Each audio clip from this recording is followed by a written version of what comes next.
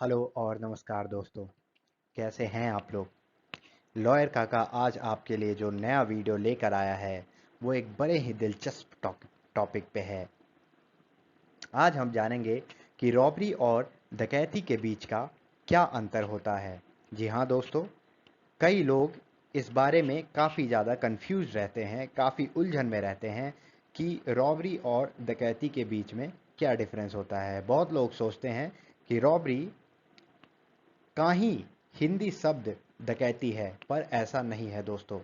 भारतीय दंड संहिता के हिसाब से आज हम देखेंगे कि रॉबरी और डकैती के डेफिनेशन में क्या डिफरेंस होता है, और उन डेफिनेशंस को जानने के बाद आपको ये पूरी तरीके से पता चल जाएगा कि मैंने ये वीडियो आपके लिए क्यों बनाया है। तो आइए जानते हैं। सबसे पहले हम ये जानेंगे कि रॉबरी किसे कहते हैं और रॉबरी का डेफिनेशन क्या है। सबसे पहले मैं आपको ये बता दूं कि जितने भी रॉबरीज होते हैं वो या तो चोरी होते हैं या एक्सटॉर्शन होते हैं। वो या तो थेफ्ट के कैटेगरी में आते हैं या एक्सटॉर्शन के कैटेगरी में आते हैं। तो उन्हें रॉबरी क्यों कहा जाता है ये देखते हैं। सबसे पहले थेफ्ट रॉबरी कब होता है। अगर कोई इंसान, मैं आपको ये एक अच्छे एग्जाम्पल के साथ समझाता हूँ। सपोज आपके घर में एक चोर घुस जाता है और चोर घुस के चोरी करने लगता है। चोरी करते वक्त अगर वो चोर सामान लेकर भाग रहा था, आपने देख लिया, आपने शोर मचाया और आप उसके सामने आ गए।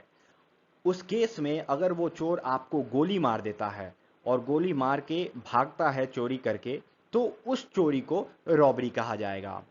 दूसरी चीज, अगर वो गोली नहीं मारता, आपको इतना घायल कर देता है कि आप काफी घायल हो जाते हैं, या आपके ऊपर बंदूक तान देता है, आपको जान से मारने का डर पैदा कर देता है आपके अंदर, तो उस केस में जो वो चोरी होगी उसे रॉबरी कहा जाएगा। रॉबरी बेसिकली दोस्तों वो होता है जब आपके पास से आपके पोजेशन से आपकी कोई बहुमूल्य वस्तु या फिर उसका कोई मोल ना हो, पर आपके कस्टडी से जब आपकी कोई अपनी चीज कोई छीन लेता है, कोई चुरा लेता है जोर जबरदस्ती के साथ, और आपके मौजूदगी में आपको डर आपको मौत का डर देके, आपको घायल करके, या आपकी हत्या करके, या आपके किसी परिजन को बंदी बना के, या उसकी हत्या करके, या उसके मौत की का दर्द दिखा के, उसे हम रॉबरी कहते हैं। अब हम ये जानेंगे कि एक्सटॉर्शन को रॉबरी कब कहा जाता है। अभी मैंने आपको बताया कि रॉबरी किसे कहते हैं। अब मैं आपको ये बताता हूं कि एक्सटॉर्शन को रॉबरी किसे कहा जाता है। जी हाँ दोस्तों, उसके लिए पहले आपको ये जानना होगा कि एक्सटॉर्शन किसे कहते हैं। एक्सटॉर्शन का मतलब, आप जब किसी से कोई चीज लेते हैं, उसे डरा कर, धमका कर, या उसके कोई परिजनों को मारने की धमकी देकर अगर कोई चीज आप उससे ले लेते हैं या वसूल कर लेते हैं, या आप उससे कोई कागजात पे साइन करा लेते हैं, या कोई भी ऐसी चीज करते हैं, तो उसे एक्सटॉर्शन का नाम दिया जाता है। जनरली एक्सटॉर्शन लोग चीजों को छीनने के लिए, या आप हिंदी में उसे फिरौती की रकम भी कह सकते हैं। एक्सटॉर्शन एक तरह की फिरौती होती है जिसे आपको डरा धमका कर वसूला जाता है। अब एक्सटॉर्शन रॉबरी कैसे होती है, मैं आपको एक एग्जाम्पल से समझाता हूं। सपोज आप अपनी एक गाड़ी लेकर जा रहे थे और रास्ते में आपसे किसी ने लिफ्ट मांगा। लिफ्ट देने पे आपने गाड़ी रोक दी, आपने उसे गाड़ी पे बैठा लिया। गाड़ी पे बैठते ही उसने अपना बंदूक निकाला और आपकी कनपट्टी पे रख दी और कहा कि गाड़ी की चाबी देकर तुम गाड़ी से नीचे उतर जाओ, वरना मैं तुम्हें जान से मार दूंगा। आपने गाड़ी की चाबी दे दी, आप नीचे उतर गए और वो इंसान आपकी गाड़ी को लेकर चला जाता है। ऐसे केस में दोस्तों, ये robbery is a robbery by extortion. ये जो एक्सटॉर्शन है इस तरह का, इसको रॉबरी के कैटेगरी में रखा गया है। मतलब जिस भी एक्सटॉर्शन को इंस्टेंटली किसी वस्तु को लेने के लिए किया जाता है, उसे रॉबरी कहते हैं। सपोज अगर सपोज आपके घर में कोई घुस जाता है और आपके परिजन के किसी परिजन के शरीर पे या कनपटी पे बंदूक लगाकर और आपसे पैसे की डिमांड करता है कि तिजोरी में जितने भी पैसे हैं ले आओ और मुझे दे दो, तो वैसे केस में जब आप उसे पैसे दे देते हैं और वो लेके चला जाता है तो वो एक रॉबरी हुई।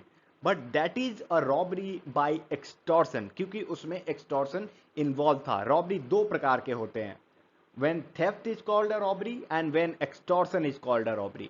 तो उसे हम ये भी कह सकते हैं कि रॉबरी बाय थेफ्ट और रॉबरी बाय एक्सटॉर्शन, दोनों का डिफरेंस मैंने आपको समझाया। रॉबरी बाय थेफ्ट तब होता है जब कोई चोर आपके घर से चोरी करके जा रहा था, उस वक्त आपने उसे देख लिया, पकड़ने की कोशिश की, अलार्म रेज करने की कोशिश की और उसने आपको गोली मार दी या आपको घायल करके भाग गया, that is robbery by theft. अगर कोई आपके परिजन को बंदी बना लेता है या आपको बंदी बना लेता है और उस एवज में आपके साथ लूटपाट करता है, आपका कोई सामान छीन के ले जाता है या आपके पैसे लूट लेता है, तो उस केस में रॉबरी बाय एक्सटॉर्शन कहा जाता है। अब आइए हम ये जानते हैं कि डकैती किसे कहते हैं। जी हाँ दोस्तों, डकैती एक ऐसी रॉबरी होती है जिसमें 5 या 5 से ज्यादा लोग एक साथ काम कर रहे होते हैं। जी हाँ, अगर कोई आपके घर डकैती करने आया है तो वो मिनिमम 5 या 5 लोगों से ज्यादा होंगे और सारे रॉबरी के इंग्रेडिएंट्स एक डकैती में पाए जाते हैं। लेकिन 5 से कम लोग होने पे उसे रॉबरी कहा जाता है और 5 से ज्यादा लोग होने पे उसे डकैती कहा जाता है। 5 या 5 से ज्यादा लोग होने पे उसे डकैती कहा जाता है। एक बात डकैती में बहुत ही महत्वपूर्ण है, जरूरी नहीं है कि हर कोई जो घर के अंदर गया हो और वो जो डायरेक्टली डकैती में इन्वॉल्व हो वो ही डकैती का पार्ट हो। जो घर के बाहर खड़े होकर निगरानी कर रहा हो, जो अलार्म रेज करने का इंतजार कर रहा हो, वो भी डकैती का पार्ट माना जाएगा और डकैती के क्राइम में उसे भी पूरी तरह से शामिल माना जाएगा। डकैती में साजिशकर्ता, इम्प्लीमेंट करने वाला और पहरेदारी करने वाला सारे के सारे डकैती में शामिल माने जाते हैं और सबको एक तरह की सजा दी जाती है। हाँ, हालांकि अगर डकैती करते वक्त 5 लोग थे और 4 लोग घर के अंदर थे, 4 लोग घर के अंदर थे जिसमें से 2 लोगों ने मर्डर किया, 2 लोगों ने मर्डर करने में मदद किया और एक आदमी बाहर खड़े होकर पहरेदारी कर रहा था, तो जो अंदर के 4 लोग थे उन पे मर्डर के चार्जेस लगेंगे।